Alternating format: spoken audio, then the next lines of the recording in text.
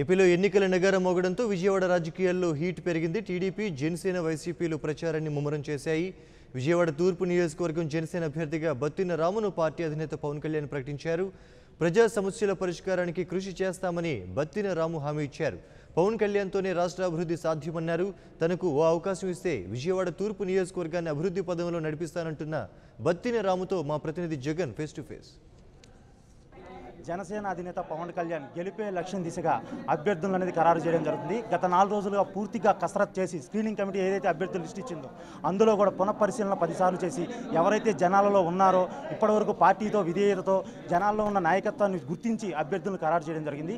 విజయవాడ తూర్పు నియోజకవర్గం నుంచి బత్తిన రాముకు అనేది సీటు అనేది కన్ఫర్మ్ చేయడం జరిగింది. ఇప్పుడు మనతో పాటు బత్తిన రాము గారు ఉన్నారు, వారిని అడిగి తెలుసుకుందాం. సార్ చెప్పండి, ఈరోజు మీరు అభ్యర్థి అనేది ఖరారు చేయడం జరిగింది. ఇక్కడ తూర్పు నియోజకవర్గం నుంచి మీ గెలుపుకి ఎటువంటి వ్యూహాలు రచిస్తున్నారు మీరు? ముఖ్యంగా ఫస్ట్ జనసేన అధినేత పవన్ కళ్యాణ్ గారికి ధన్యవాదాలు తెలియజేసుకుంటూ, గతంలో మేము 2009లో డివిజన్ల వారీగా ప్రజారాజ్య పార్టీని బలోపేతం చేయడం జరిగింది. అలాగే మేము డోర్ టు డోర్ క్యాంపెయినింగ్ చేసి పార్టీని బలోపేతం చేసి ఆ రోజున ప్రజారాజ్యం పార్టీలో గెలుపులో ముఖ్యమైన టికెట్ విజయవాడ ఈస్ట్ని గెలవడం జరిగింది. కానీ అనివార్య కారణం నన్ను ఆ రోజు గన్నవరం పంపించడం జరిగింది ప్రజారాజ్యంలో. అక్కడ దాని తర్వాత మేము విజయవాడ సిటీ ప్రెసిడెంట్గా కూడా చేసాం. నా యొక్క పార్టీలో నా యొక్క పనిచేసిన పనితనానికి మెచ్చి వాళ్ళు చిరంజీవి నాకు బాధ్యతలకు చెప్పడం, ఆ బాధ్యతలు నిర్వర్తించాం చాలా ఆనెస్ట్గా. తర్వాత పార్టీ కలిపేసిన తర్వాత మేము ప్రజల్లో ఉంటూ రాజకీయంగా ఇక్కడ వ్యాక్యూమ్ ఉంది.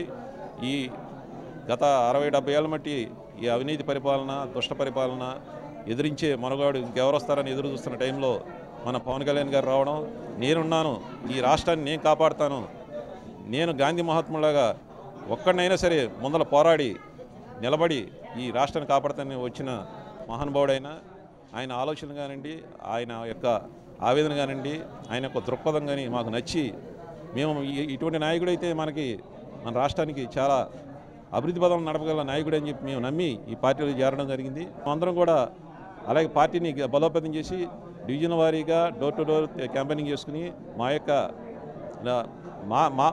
గెలుపు కోసం మేమందరం కూడా కృషి చేస్తాం. మా కార్యకర్తలు కలుపుకెళ్తాం.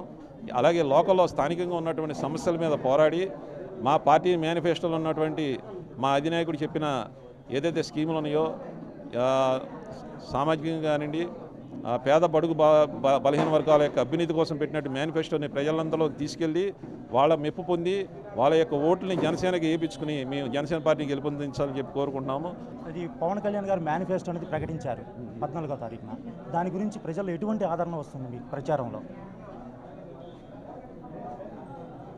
పవన్ కళ్యాణ్ గారు ప్రకటించినటువంటి మేనిఫెస్టోను చూస్తే తెలిసింది ఆయన యొక్క ఆలోచనలు ఎలా ఉన్నాయి. ఫస్ట్ ముఖ్యంగా మన రైతే రాజు అనే నినాదం ఏదైతే ఉందో రైతులకి ఫస్ట్ పెద్దపీట వేశారు ఆయన. రైతుల కోసం రైతు భరోసా అనే స్కీమ్ను పెట్టారు. రైతులకి వడ్డీ రుణాలే కాకుండా అలా కాకుండా సాయం చేస్తాం అంటే ఎకరానికి 8,000 నుంచి 10,000 వరకు ఇవ్వడానికి మేము సిద్ధంగా ఉన్నాం.